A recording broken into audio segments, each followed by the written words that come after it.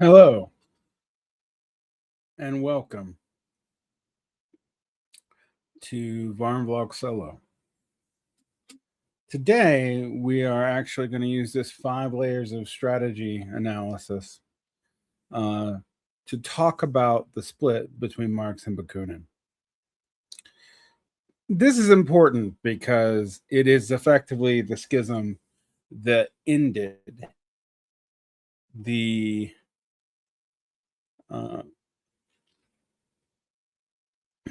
First International. The 1872 Hague Congress of the First International was the decisive breaking point between Marx and Bakunin, fundamentally dividing anarchist and communist into 2 semi-opposed traditions.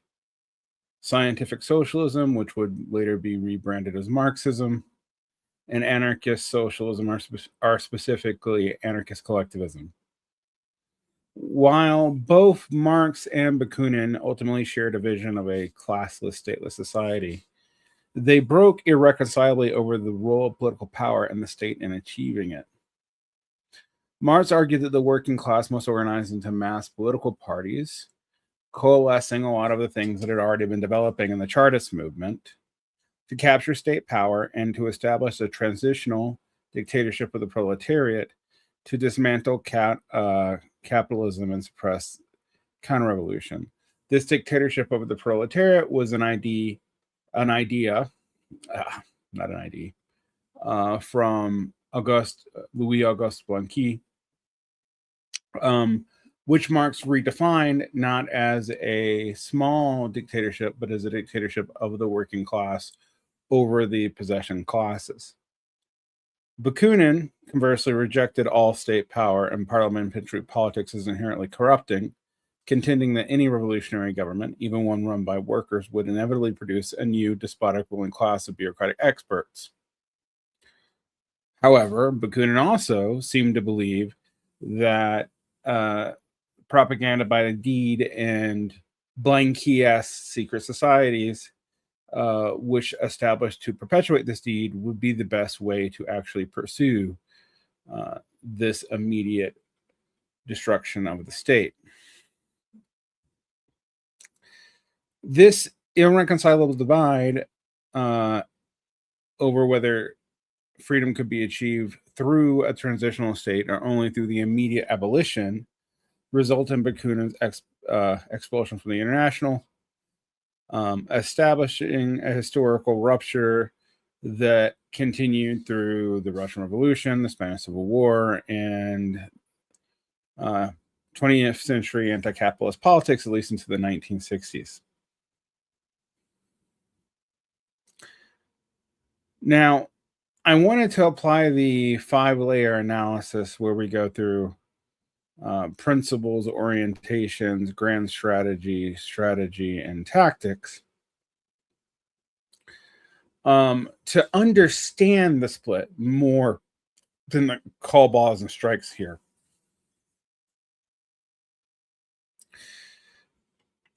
Karl Marx and Mikhail Bakunin split during the First International with the International Working Men's Association.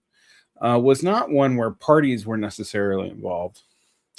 During the late 1860s and the early 1870s, the foundational schism of the 2 really split the left. It permanently divided the revolutionary movement into 2 major camps, which we've already mentioned. Scientific socialism, or Marxism, and anarchism, or collectivist communism. Now, one thing is principles here between Marx and Bakunin actually look relatively similar. At the most abstract level, they agreed that a classless society would also be a stateless society, and it would be free from enforced exploitation. But their definitions of freedom actually slightly differed. Marx viewed human freedom as something realized through society and consensus of in the conscious organization of production. Freedom wasn't just the absence of restraint. It was a positive development of human capacities, which required a highly organized, technologically advanced, collective framework to enable people to control their fates. Bakunin, liberty was an absolute and immediate principle. He defined it as a complete absence of any external authority, hierarchy, or enforced coercive imposition. He famously argued that liberty without socialism is privilege and injustice, but socialism without liberty is slavery and brutality. Marx's definition was social. Bakunin's definition was also social, but it was about individual unconstrainedness. Their orientations were different too. Marx's orientation was a materialist analysis which looked at the world through the development of economic modes of production. Society developed through the contradiction of the forces of production and the relations of production in each mode. Revolution cannot simply be willed into existence at any moment. It required specific material conditions, such as the development of capitalism and a large concentrated industrial proletariat, to be viable. Bakunin was a voluntarist. He believed that the human instinct for rebellion and freedom was the primary driver of revolution, and that this was innate. It was not just about economic maturity or the contradictions within economic forms. While he did think about some of the contradictions in economic forms, he mistrusted abstract intellectual schemas and really had a distaste for economic laws, viewing them as justifications for intellectuals to rule over ordinary people. They had a grand strategic difference as well. Marx argued that the proletariat must conquer political power and use the machinery of the state to expropriate the bourgeoisie, centralize the instruments of production, centralize control over society via a massive legislature, and suppress counter-revolution through the dictatorship of the proletariat. This immediate transitional phase would eventually lead to socialism, which itself would start to wither away. The state, as class distinctions disappeared, standing armies were replaced by militias. The world was integrated into one socialist system, and there was no longer a need for a specialized coercive state apparatus, but governmentality would still exist through the ordinary functions of society. Bakunin's grand strategy was different. He rejected any transitional state as a continuance of tyranny. He argued that if you take the most ardent revolutionary and put them on the throne or give them state power, within a year they would become worse than the czar. His grand strategy was the immediate, simultaneous destruction of both capital and the state. And in its place, society would immediately self-organize from the bottom up and loose federations of free communes and workers' associations. The strategy was also different, and this actually also had philosophical implications. Marx's strategy focused heavily on the organized and urban industrial working class in advanced capitalist countries like Britain and Germany. He believed their position in modern factories disciplined them, trained them in collective action, and made them the only consistently revolutionary class because they could actually reproduce society, but had no hand in continuing exploitation of the current one. He was deeply skeptical of the Lumpenproletariat, a word that I find problematic, but nonetheless, which was the underclass, criminals, and the chronically unemployed, and was fairly skeptical of the peasantry, particularly the French peasantry, viewing them as politically volatile and prone to reaction, easily picked up by various figures who would manipulate them. Bakunin looked at the margins. He believed the industrial working class was already becoming bourgeoisified and co-opted by relative prosperity.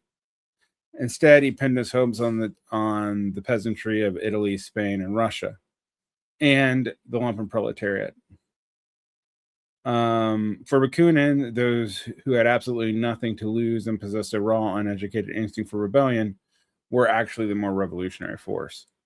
And, Marxism ends up probably taking some of this anyway in Maoism, but we can come back to that. So who are you going to organize is different. Tactics, this again is very different. And this is where a lot of the meat of both sides hits the road. Marx advocated for creation of an independent mass political parties of the working class, although his instantiation of that really comes later. He that workers should participate in bourgeois electoral politics where possible, but never try to reform capitalism. To use campaigns as a platform to organize, build class consciousness, and to win legal concessions, and to block and obstruct capitalist shenanigans.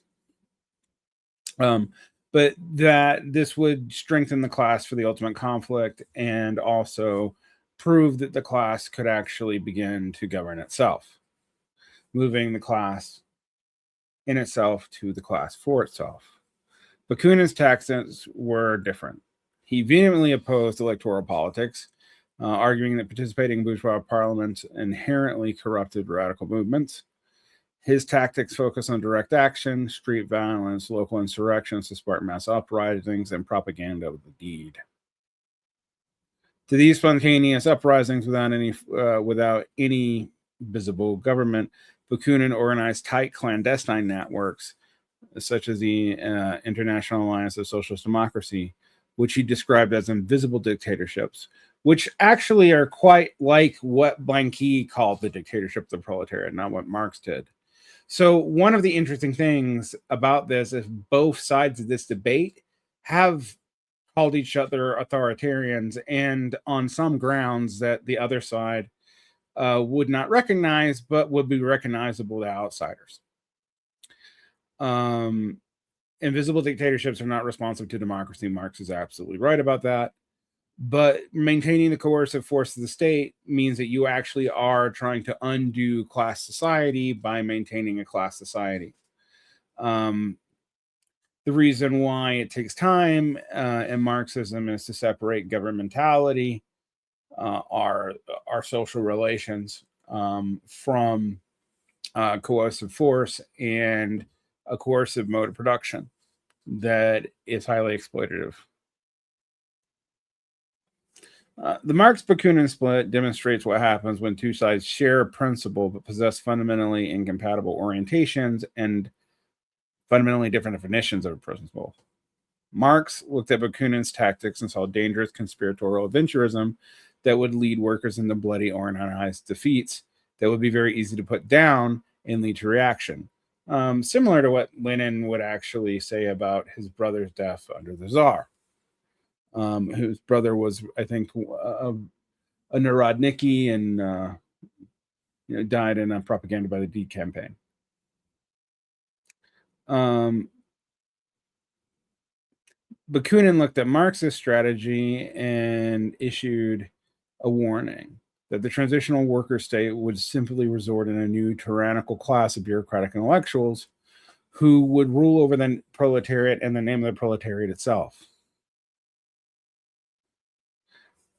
Mapping us out here on our 5-layer framework: principles, orientations, grand strategy, strategy, and tactics, although that's backwards. That goes from largest to smallest. I usually go the other way around. Provides a useful tool for organizing their conflict so we can see what really happened. However, I'm also going to lay out some of the difficulties of applying this framework to something that really wasn't conceived under this framework. Neither Marx nor Bakunin operated within a military or statecraft hierarchy that separated grand strategy from orientations. Now, I think this is conceptually useful for understanding political action. It is kind of a limitation for applying retroactively.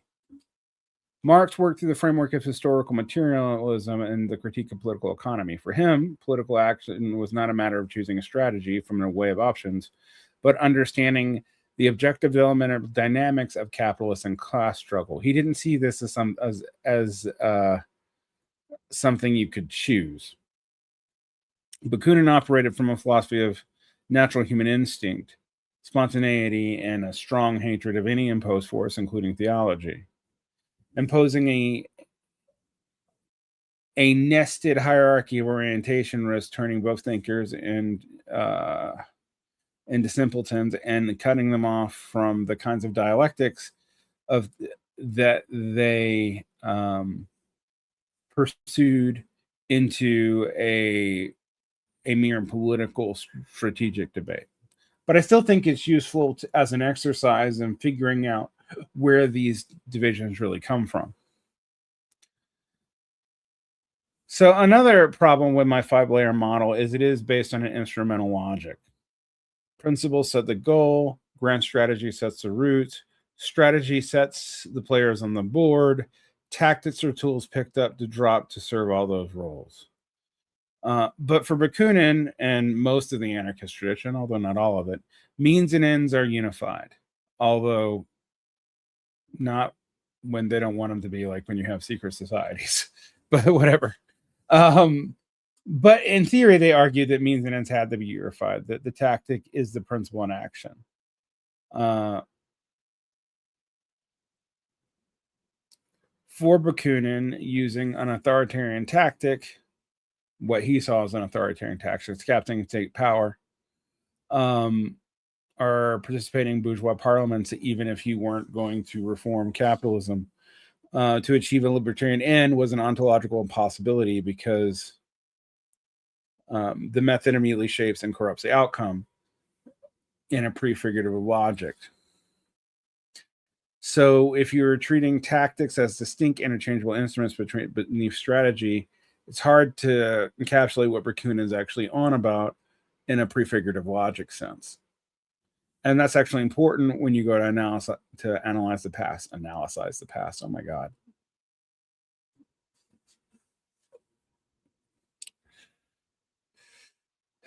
Saying that Marx and Bakunin shared identical principles because both wanted a classless and stateless society does flatten out a lot of philosophical differences that are in those definitions. And we've already hit it at that.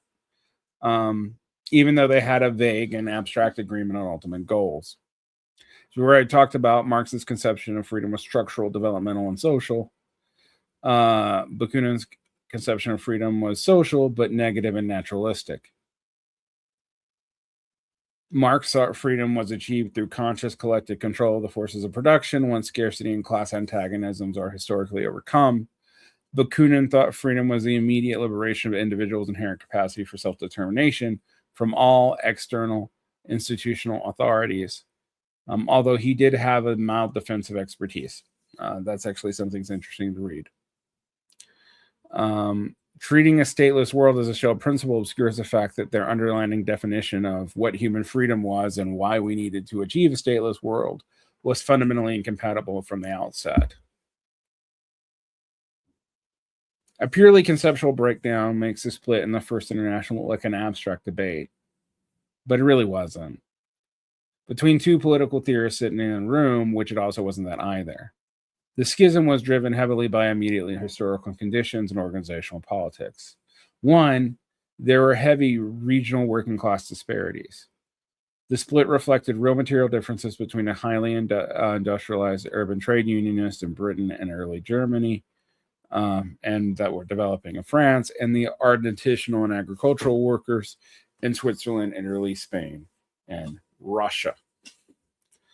The immediate catalyst for the 1872 Hague Conference was the bloody suppression of the Paris Commune in 1871, which forced both factions to scramble for explanations and tactical lessons under intense state repression. There's also organizational friction. Factional maneuvers, struggles over power over the London-based General Council, and the personal animosities between Marx and Bakunin played a massive role in how the split unfolded. You should actually read up on that. And my 5-layer model, which is useful for actually figuring out how to do political tactics or how to analyze immediate tactical mistakes or strategic mistakes or mistaking a tactic for a principle, which is super useful for clarifying your own political thinking, may not be the best way to do historical analysis. We can also argue about orientations, which is the one part of this that is the most vague, I think, even though I use it. An orientation is a perspective or a lens, but there's also a whole epistemological frameworks of which Bakunin and Marx were operating on. Marx thought historical materialism was a scientific methodology, and he was aiming to make it more scientific. Bakunin thought that scientific socialism in the name of scientific expertise would just form a new kind of technocratic priesthood. Calling these stances mere orientations kind of treats big epistemological divides as just preferences or morality. But that's why I use the term orientations and not morals or anything like that, is because orientations are broad and can encompass differing moral and epistemological assumptions.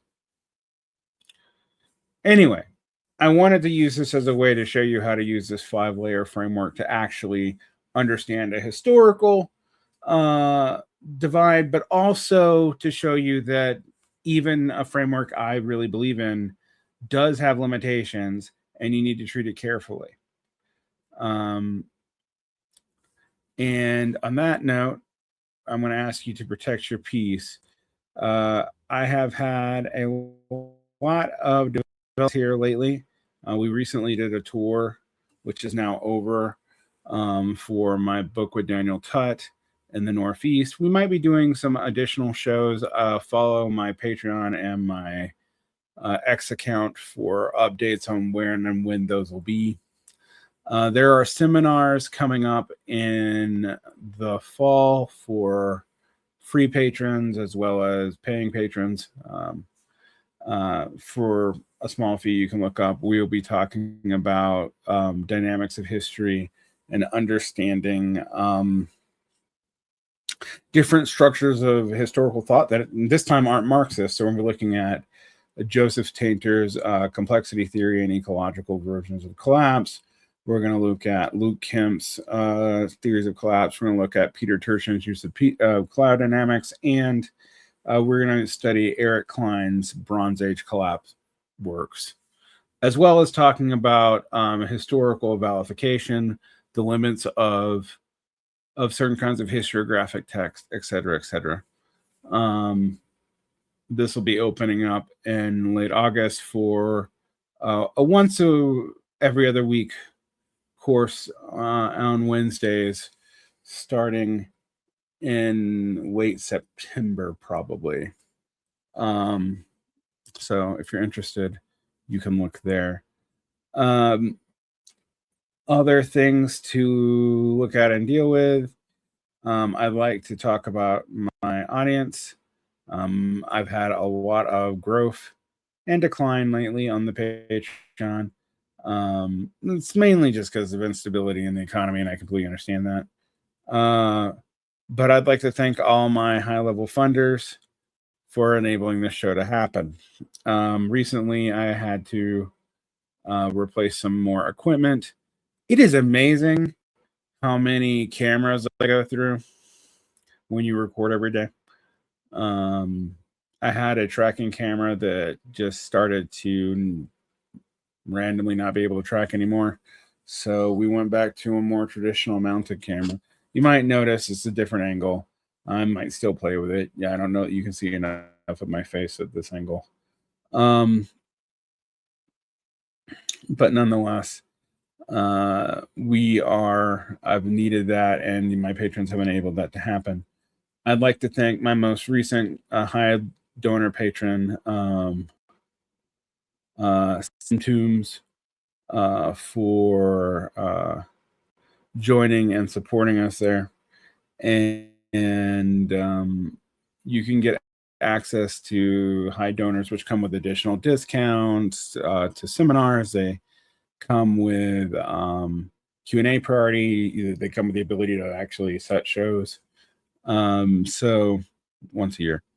If you're interested, check out my Patreon. You can find all that in the show notes. And like I said, protect your peace. I'm going to be doing one more series in this, thoughts on strategy and tactics. And I think we're going to discuss a Prairieland event and an article on it from Liberal Currents, where we're going to break down this article and kind of parse maybe some strategic implications about Prairieland, about state repression, and we'll use this 5-layer analysis again here too, but we'll talk about its limitations again as well. All right. Take care.